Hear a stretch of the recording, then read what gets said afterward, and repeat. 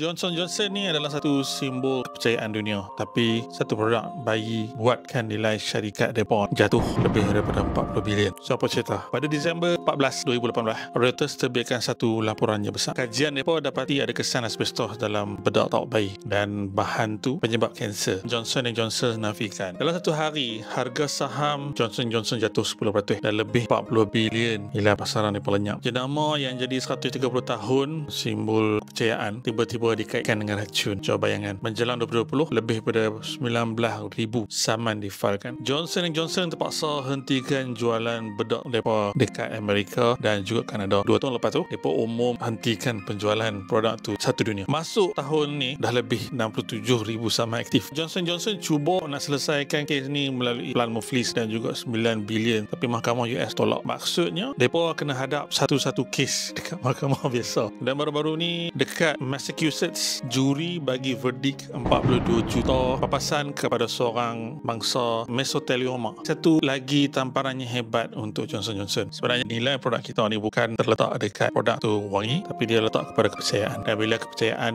hilang, tak ada satu marketing yang boleh tolong hang naikkan balik. Sebab tu Al-Haddad adalah jenama trusted sebab dia dah 14 tahun dekat pasaran. Jualan lebih daripada 100 juta produk berbagai industri. Terbaru produk mereka adalah shower gel. Kalau hampa nak shower gel yang feeling relaxing macam spa, sama kualiti macam The Body Shop, Bath and Body Works, tapi pada harga yang lagi murah. Ini adalah produk tu hampa. So link dekat back kuning di bawah.